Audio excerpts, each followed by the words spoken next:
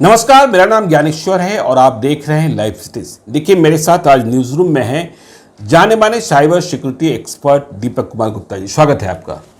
दीपक जी, देखिए, आज कंसर्न या यूं कहें कि मॉडर्न एरा में जिसमें हम जी रहे हैं, सबसे बड़ा चैलेंज जो है वो साइबर क्राइम का है और आप साइबर क्राइम से रोज लड़ते हैं, रोज निपटते हैं। देखिए, मैं मानता हूं कि बिहार गर्व बनता जा रहा है, लेकिन बिहार की पुलिस जो है इस मामले में बहुत ही फिसलती है। बिहार के लोग लुट जाते हैं, रोज थानों में शिकायतें पहुंचती हैं, मेरा इतना पैसा निकल गया, मेरे अकाउंट में इतने का डाका पड़ गया। मैं अभी कुछ दिनों पहले दिल्ली में था और भी कई प्रदेशों में देखता हूं कि साइबर क्राइम के मामले में पुलिस बहुत अलर्ट हो रही है, वहां विशेष व्यवस्थाएं की जा रही हैं। और दिल्ली पुलिस के एक प्राधिकारी मुझे बता रहे थे कि यदि आपके अकाउंट में कोई भी साइबर क्राइम होता है, यदि आप आधे घंटे के भीतर या मैक्सिमम 1 घंटे के भीतर, जिसे गोल्डन आवर कहते हैं, आप थाना पहुंच जाइए तो संभव है कि आपका पैसा मिल जाए। लेकिन जब हम बिहार की बात करते हैं, दीपक जी, आप बिहार से आते हैं, आप पूरे भारत में लोगों को ट्रेनिंग दे रहे हैं, पुलिस वालों को भी ट्रेनिंग देते हैं, IIT में ट्रेनिंग दे रहे हैं, लेकिन पता नहीं बिहार पुलिस क्यों नहीं सीखती है कि बिहार में क्या होता है कि जैसे मान लीजिए मैं हूँ, मेरे अकाउंट में कुछ भी गड़बड़ हुआ, साइबर फ्रॉड हो गया, मैं दौरा थाना गया। पहले तो थाने वाले, जो बिहार का मिजाज है, हमें घुमाएंगे, ये क्या है जी, कैसे हो गया जी, आपने तो गलत पिन दिया होगा जी, आपने ये बता दिया होगा जी, और इसमें वो 4 घंटा, 6 घंटा, 10 घंटा, फिर कहेंगे ये तो साइबर फ्रॉड का मामला है, आप साइबर सेल में जाइए। ये करते करते 24 घंटे लग जाते हैं। फिर यदि हमने कोई पैरवी सिफारिश की तो मेरा FIR दर्ज, लेकिन उसके बाद उसे अगले 2 दिनों में या 4 दिनों में वो साइबर सेल को भेजते हैं। तो मेरा 24 घंटा, 36 घंटा, 48 घंटा, 72 घंटा इसमें चला गया। ऐसी स्थिति में तो पैसा वापस होने का या पैसे की बरामदगी का कोई रास्ता ही नहीं दिखता है। दीपक जी, होना क्या चाहिए? अब एकदम बिल्कुल हमें आप लेमैन की तरह समझाइए। जैसा हमने कहा कि हम थाना पहुंचे, हमारे बैंक अकाउंट में गड़बड़ी हुई थी।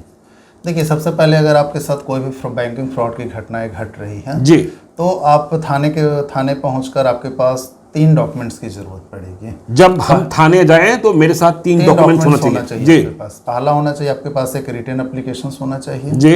दूसरी चीज है, आपके पास बैंक का स्टेटमेंट्स होना चाहिए। बैंक का स्टेटमेंट तो हम मिनी स्टेटमेंट ATM से भी निकाल सकते हैं। मिनी स्टेटमेंट्स की नहीं वो चीजें मेजरमेंट। लेकिन रात में 8 बजे हो गया तो क्या करें? आप उसको ऐप जो है उससे आप डाउनलोड कर लीजिए। ऐप से डाउनलोड कर लीजिए। प्रत्येक बैंक जो है ऐप के थ्रू जो है PDF में देती है, हाँ जी, अवेलेबल है। हाँ। तो आप उससे क्या करिए कि स्टेटमेंट निकाल लीजिए। उसके बाद आपका ATM कार्ड नंबर जो है वो चाहिए। उसके बाद आपको चाहिए एक, अगर ID प्रूफ है तो मतलब कि 3 से 4 डॉक्यूमेंट्स आपको चाहिए ले जाना चाहिए। चलिए, मैं तीनों डॉक्यूमेंट लेकर चला गया। आप बिहार के लोगों को समझाइए कि उनको क्या करना है, क्या लेकर जाना है, और थाना पहुंचना है तो थाने वाले को तो पता ही नहीं है, उनको हम क्या कहें कि वो ये करने को मजबूर हो जाए। अब देखिए, थाने वाले क्या करते हैं कि सबसे बड़ी उनके पास क्या प्रॉब्लम्स होता है कि सबसे पहले माइंड सेट पुलिस स्टेशन के पास भी है, क्या मामला साइबर क्राइम सेल्स का है। तो ये एक तरह से क्या कहा जाए कि मिथ कहा जा सकता है कि उनके पास जो है कॉन्सेप्चुअल, एक तरह से कहा जाए कि इस लोड को लेना नहीं चाहते हैं, या ट्रेनिंग का अभाव है, या करना नहीं चाहते हैं। तीनों चीजें कहा जाए। हालांकि बिहार में कई ऐसे पुलिस स्टेशन आज भी हैं जो स्पॉट जो है इसको एनालिसिस कर रहे हैं। ऐसा नहीं कि सारे, लेकिन संख्या बहुत कम है, अंगुली पर गिनने लायक है, बट लोग कर रहे हैं यहाँ पर भी। तो उस कंडीशंस में पुलिस को क्या चाहिए कि इनसे रिटन एप्लीकेशन, सारे जो डॉक्यूमेंट्स से लेकर प्रत्येक जो होता है बैंक का स्टेटमेंट्स होता है, उसमें एक ईमेल ID भी बैंक का होता है, प्रॉपर वे में होता है। उसके बाद उनके पास जब वो स्टेटमेंट्स को देखेंगे तो उनके पास से पता मेजरमेंट हो जाती है कि यह अकाउंट टू अकाउंट ट्रांसफर है। मतलब आप ये कह रहे हैं कि थाने वाले को बिना समय गवाए तुरंत नोटिस लेना चाहिए। जबकि बिहार में होता ये है कि पहले एप्लीकेशन रखा जाएगा, बड़ा बाबू आएंगे, इंस्पेक्टर साहब आएंगे तो देखेंगे। लेकिन यदि इतना समय गवाए तो फिर तो होना क्या चाहिए? उसमें क्या करना चाहिए, पुलिस को क्या करना चाहिए कि स्पॉट ये सारे डॉक्यूमेंट्स को जो मैंने बताया वो सबमिट करना चाहिए। प्रत्येक पुलिस स्टेशन के पास एक एनआईसी का मेल है, एनआईसी से जुड़ा हुआ मेल है। जैसे कोई भी थाना है वो मतलब कि जो सरकारी मेल है, हाँ जो सरकारी मेल है वो प्रत्येक थाना के पास अवेलेबल है। उस थाने पर के मेल के थ्रू क्या करते हैं कि सीआरपीसी 91 के अंतर्गत जो है स्पॉट और बैंक को क्या करते हैं, सूचना देते हैं। मतलब जिस बैंक से रुपए की निकासी की गई है उसे बताते हैं कि ये फ्रॉड निकासी ये तुरंत करना चाहिए, तुरंत उनको बिना समय गंवाए उनको मेल करना चाहिए। ठीक है। उसके बाद जब वो स्टेटमेंट्स को देखते हैं तो डिफरेंट उसमें आता है, वॉलेट भी आती है, जैसे मोबीक्विक आ जाता है, पेटीएम्स वगैरह आ जाता है। तो पुलिस के पास क्या होती है, सबका एक लीगल जो ईमेल आईडी है कंपनी का वो उपलब्ध होती है। उस मेल पर भी स्पॉट क्या करना चाहिए, फॉरवर्ड करना चाहिए। इससे क्या होता है कि एक तो होता है कि अकाउंट फ्रीज हो जाता है, जिस अकाउंट में पैसा, बैंक क्या करती है अपनी टेक्निकल सेल को तुरंत फॉरवर्ड करती है और उससे क्या होता है कि जिस अकाउंट में पैसा गया वो अकाउंट फ्रीज हो जाती है। दूसरी चीज़ है कि अगर उस अकाउंट में या वॉलेट में पैसा होता है तो क्या होती है कि विक्टिम के पास वापस आ जाती है, विक्टिम के पास वापस आ जाती है। लेकिन जैसे जैसे वो डिले होता है वैसे वैसे क्या होता है कि उसमें परेशानी आती है, पैसा रिकवरी के केसेस में परेशानी आती है उसमें। नहीं देखिए, तो आपने तो वही बात कही, इसका निराकरण तो निकला नहीं। यह निराकरण कैसे निकले, बिहार पुलिस को कैसे तैयार होना चाहिए। हमने जो कहा कि थाना में तो मुंशी जी कहेंगे, इंस्पेक्टर साहब आएंगे तो देखेंगे, फिर इसमें वक्त लगेगा, फिर साइबर सेल जाएगा। नहीं, उसमें मतलब साइबर सेल का कोई मामला ही नहीं बनता, हर थाने की जिम्मेवारी है। अगर पुलिस कहती है कि हमें साइबर सेल को मामला भेजेंगे तो पुलिस के पास है गलत कॉन्सेप्ट जी। वो थाने के एनआईसी के ईमेल से स्पॉट क्या करेगी, उनको मेल करेगी। ठीक है। और प्रत्येक के पास क्या होता है कि प्रत्येक उनके एरिया में जो होता है कि नंबर भी होता है, बैंक मैनेजर या जो भी हो उनको कॉल कर देंगे कि मतलब ऐसी ऐसी घटनाएं हुई, उस चीज़ों को आप देख लीजिए। नहीं, ये तो उनके इलाके का बैंक होगा तब ना। हाँ, लेकिन मैं पटना में बैठा हूँ और मेरे दिल्ली के अकाउंट से गड़बड़ी हो गई, उससे कोई मतलब नहीं। अच्छा, वो तो स्टेटमेंट्स है या सारा कुछ जो तो कहीं से भी अवेलेबल हो जाएगा। लेकिन चलिए आप ये बताइए कि कितना समय, या आप तो देखते हैं रोज कि यदि पुलिस ने बहुत तेजी दिखाई, जैसे दिल्ली वाले कह रहे थे कि देखिए 30 मिनट 1 घंटे के भीतर यदि आप पहुंच जाते हैं और अब एक्शन ले लेते हैं तो आपका पैसा रिकवरी के चांसेस जो होती है, रिकवरी के चांसेस होती है। कभी आप बिहार में देखा कि इतनी तेजी से काम होते हुए? 2-3 SHO जिनसे मेरी बातचीत होती है वो एक्टिव हैं, करते हैं। अभी कुछ दिन पहले एक का 2,84,000 रुपया वापस भी हुआ है। अच्छा, तो पुलिस के ही मतलब 2,84,000 रुपया वापस हो गया। कितने वक्त में, कितना तेज एक्शन हुआ? विदिन 1 आवर में। विदिन वन आवर हुआ क्या था, ये भी बता दीजिए। वो क्या किया था कि 47 टाइम्स क्या किया था कि अपना OTP दे दिए थे। 47 टाइम्स? हाँ, एक पुलिस ही है, सिपाही हैं, वो क्या किया था कि 47 टाइम्स वो OTP देते चले। नहीं, 47 टाइम्स OTP देते चले गए मतलब कि बैंक फ्रॉड कॉल किया, उनको गुमराह किया कि आपके अकाउंट से पैसा जो है ऐसे ऐसे मतलब कि आ रहा है, कोई लॉटरी का पैसा आ रहा है। ये अपने स्टेटमेंट्स और डेबिट और क्रेडिट को नहीं चेक किए, जैसे जैसे OTP देते गया वैसे वैसे OTP उसको देते गए। अच्छा। और 47 टाइम्स में अराउंड जो है 5 लाख रुपीज वो निकाल लिया।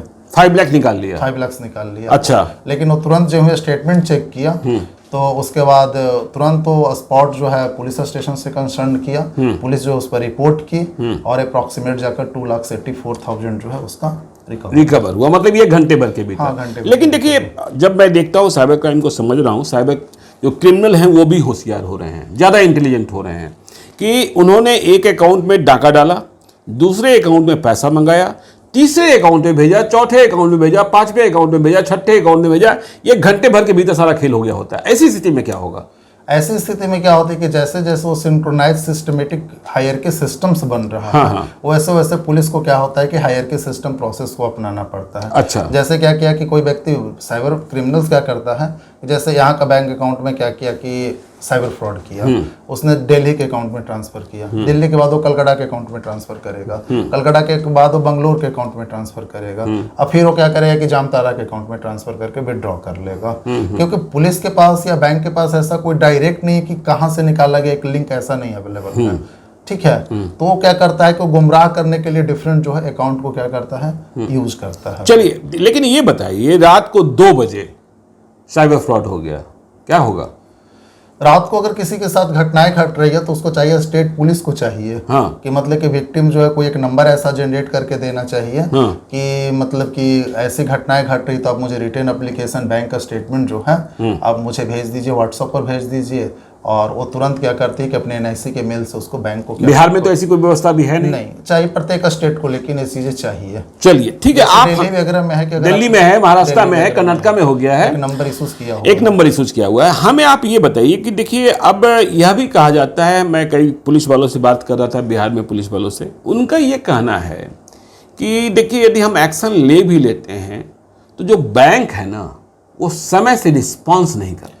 देखिए सबसे बड़ी चीज चुनौतियां जो होती है इन्वेस्टिगेशंस में आज के समय में जो हम देख रहे हैं जी, खास तौर पे गवर्नमेंट बैंक है वो बहुत लापरवाह होती है, कोई भी एविडेंस को बहुत ही परेशान, एक तो होती है पुलिस बार बार उनके पास जाती है और बार बार मेल करती, मैं कई ऐसे केसेस देख रहा हूँ 6 महीने साल भर से बैंक को क्या जा रहा है, नोटिस जा रहा है और बैंक जो है कुछ भी जवाब देने को तैयार नहीं है।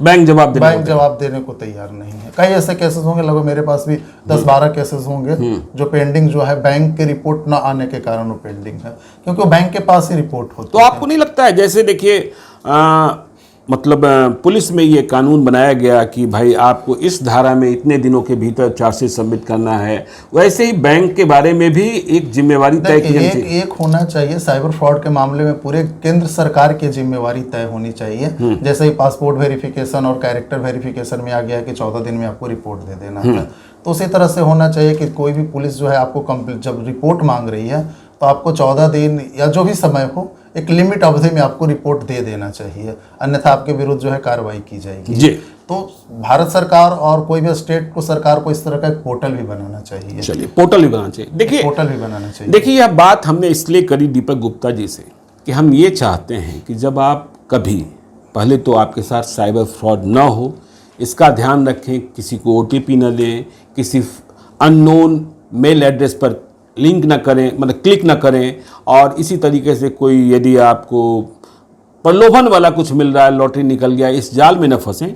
लेकिन जब कभी ऐसी घटना दुर्घटना हो जाए तो थाना तुरंत पहुंचिए। थाना जब यह कहे कि यह केस साइबर सेल देखेगा तो उसे मजबूर कीजिए कि इसे आपको देखना है, और जब थाना जाइए तो आपके पास 4 चीज़ें, bank statement, debit card, ATM का डेबिट कार्ड, इसके बाद आपका आधार और एक कंप्लेन, ये चारों होना चाहिए। और थानेदार को कहिए या वहाँ जो मौजूद है कि आप FIR लिखने में भले थोड़ा समय ले लीजिए, लेकिन सबसे पहले आप अपने थाना के मेल से, जो NIC का मेल है, उससे बैंक को कहिए कि यह फ्रॉड हुआ है और इसका ट्रांजैक्शन जहां भी हुआ है उसे तुरंत होल्ड कीजिए। बहुत उम्मीद होगी कि आपका पैसा वापस होगा। बिहार में ऐसी घटनाएं बढ़ रही हैं, इसलिए हमने आपको सतर्क करना मुनासिब समझा। आप देखते रहिए लाइव सिटीज को। यदि अब तक आपने हमारे यूट्यूब चैनल लाइव सिटीज को सब्सक्राइब नहीं किया है तो जरूर कर लीजिएगा, और यदि इस वीडियो को आप फेसबुक पेज के माध्यम से देख रहे हैं तो पेज को लाइक कीजिएगा, ट्विटर पर भी हमें फॉलो कीजिए। धन्यवाद।